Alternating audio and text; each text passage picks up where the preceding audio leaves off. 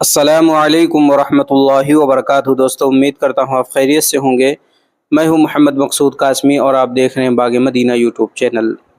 محتمم و ناظم حضرات، اس کو ضرور سنیں، کچھ نہ کچھ فائدہ ہوگا، کچھ غیرت بچی ہوگی تو عمل کرنے کی بھی توفیق ہو جائے گی۔ دوستو، آج کی اس ویڈیو میں بات کرنے والے ہیں محرم الحرام کے مہینے اور محتمم حضرات کی لاپرواہی۔ مدرس کی تنخواہ بڑھانے کا وقت آتا ہے، پہلی بات تو مہنگائی کے اس دور میں 1000 روپے سے زیادہ تنخواہ یہ بڑھاتے ہی نہیں ہیں، اور اس کو بھی جب تک ملازم بھکاریوں کی طرح ان کو نہ بولے تب ایسے گھومتے رہتے ہیں اس تعلق سے جیسے ان کو کوئی بھاری صدمہ پہنچا۔ شرم کرو شرم۔ 4 یا 5 سال میں جا کر ان کی تنخواہ 14 یا 15 ہزار پہنچتی ہے۔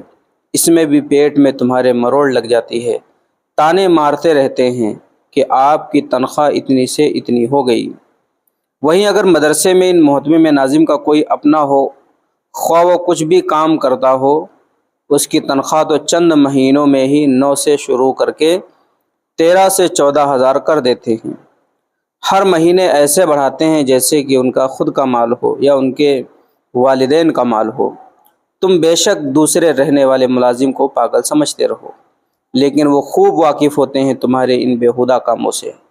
100% وہ اس کو دوسروں سے بولتے بھی ہیں، اور تم اور دوسرے ملازموں کو ان اپنوں کی خصلتیں، ان کے فوائد گنواتے رہتے ہیں وقت وقت پر۔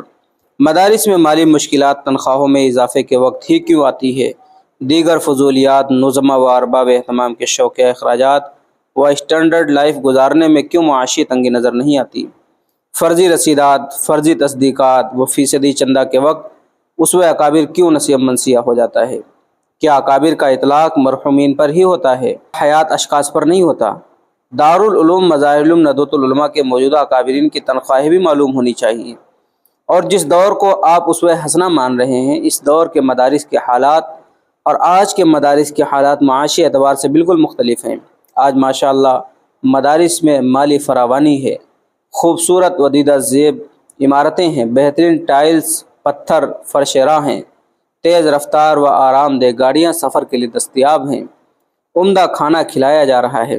ایسے حالات میں کیا صرف مدرس ہی مظلوم شخصیت کی تنخواہ میں اضافے سے مدرسے کی معیشت کمزور ہو جاتی ہے؟ اگر مدرس سے بہترین تعلیم و عمدہ نتائج کے خواہش مند ہو تو پھر اسے معقول تنخواہ دینا از حد ضروری ہے، تاکہ وہ فکر معاش سے یکسو ہو کر طلبہ کی پوشیدہ صلاحیتوں کو اجاگر کرنے کی خوب تر کوشش کرے۔ سوشل میڈیا کے توسط سے یہ مختصر سی پوسٹ 2-4 روز قبل ہی پڑھنے کو ملی ہے، آپ بھی پڑھیے تاکہ کچھ اعتدال آئے۔ وہ محتمم اپنی خدمت میں مخلص نہیں جو اپنے مدرسے کے مدرسین کو خوشحال رکھنے کا اپنے قلب میں جذبہ نہ رکھتا ہو۔ محتمم دارالعلوم دیوبند حضرت مولانا قاری طیب صاحب رحمۃ اللہ علیہ نے حضرت اقدس مدنی رحمۃ اللہ علیہ سے دارالعلوم کی مالی تنگی کی شکایت کی۔ حضرت نے فرمایا، اساتذہ کی تنخواہوں میں اضافہ کر دو، اس لیے خدا را معقول تنخواہ کی ترغیب اور قلت تنخواہ پر ترغیب جاری رکھیں۔ تو دوستو، امید کرتا ہوں کہ پوری تحریر آپ حضرات کو سمجھ میں آ گئی ہوگی۔ سوشل میڈیا کے ذریعے یہ تحریر وائرل ہو رہی تھی بہت سارے گروپس کے اندر، وہی میں نے آپ حضرات کو پڑھ کر کے سنا دی ہے۔ اب آپ حضرات کا اس تحریر کے متعلق یا اس میں جو باتیں کہی گئی ہیں اس کے متعلق کیا کہنا ہے، نیچے کمنٹ کر دیجئے، اور پہلی بار چینل پر آئیں تو سبسکرائب بھی کر لیجئے۔ چلیے دوستو، پھر ملیں گے انشاءاللہ جلدی کسی نئے ویڈیو میں کسی نئے ٹاپک کے ساتھ۔ السلام علیکم ورحمۃ اللہ وبرکاتہ۔